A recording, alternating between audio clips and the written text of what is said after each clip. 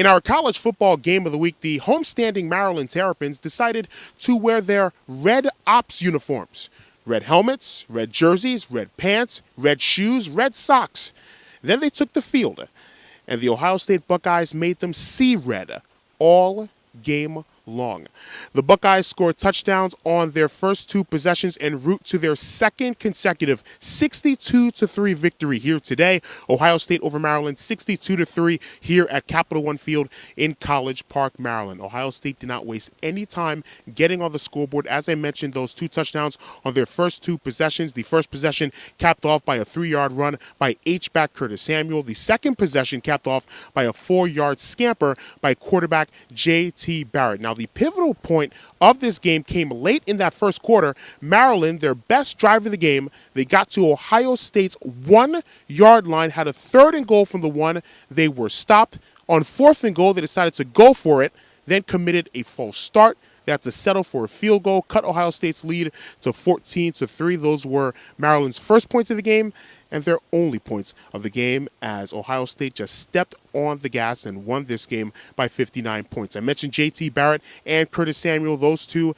had great games. J.T. Barrett, 18 of 27, 253 yards, 2 touchdowns passing, 2 touchdowns rushing. And for Curtis Samuel, he also had 2 touchdowns rushing. He also had a touchdown catch in this ball game. But there are two sides to the coin for Ohio State. Yes, the Buckeyes offense was great. They had 581 yards of total offense. The defense only allowed 176 yards. And after the game, I got a chance to talk with one of the defenders for Ohio State, defensive end Tyquan Lewis, and I asked him to begin our conversation a light question. Did he know that the Buckeyes won 2 consecutive games by the same exact score? I'm not even sure. I didn't even remember. I don't remember scores like that. I just remember going out and playing hard. What about this game went so well for the defense to be able to shut down Maryland's offense here at home? Guys just came out and played hard and executed. We were very, very focused, high intense.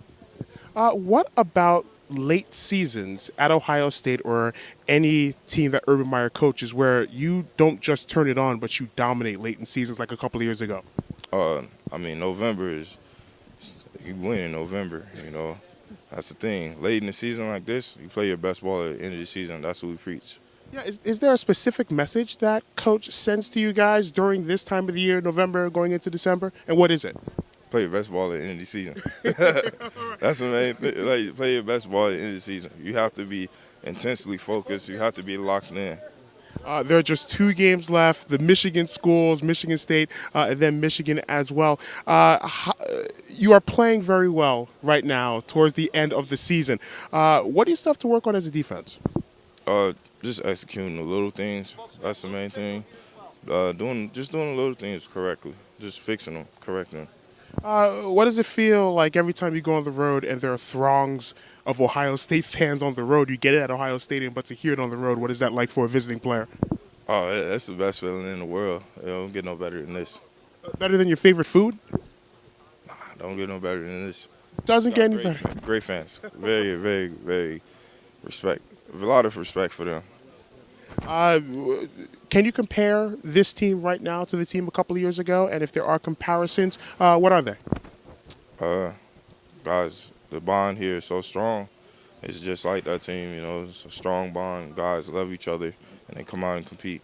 Tyquan, thank you so very much for the time. Congratulations on the win, and maybe 62-3 next week? I don't know. Just got to come out and play hard. I don't really remember scores. All right. Well, just remember wins, right? Yeah. Tyquan, thank you so much. So Ohio State definitely felt good after winning this game. They felt even better just a few minutes after they were leaving the locker room and getting ready to meet the media. They found out, at least some of the players found out, that the number 2 team in the college football playoff, the Clemson Tigers, lost at home to the Pittsburgh Panthers 43-42. So the number 5 team in the latest college football playoff rankings, the Ohio State Buckeyes, definitely will be in the top 4 when the college football playoff rankings come out next week. And that's where you want to be at the very end of the regular season. So stay tuned to A Lot of Sports Talk and a lot of sportstalk.com. We will have coverage of college basketball beginning last night on Friday. At this time tomorrow, we will be in Foxborough, Massachusetts, and be covering the big game in the National Football League between the Seattle Seahawks and the New England Patriots. So once again, stay tuned to A Lot of Sports Talk and a lot of sportstalk.com for coverage of college basketball and the National Football League, specifically the wrap-up between the Seattle Seahawks and the New England Patriots. Once again, our final score here in College Park, Maryland, Ohio State 62 and Maryland 3. From Capital One Field in College Park, Maryland, my name is Adesina Koiki for a lot of sportstalk.com.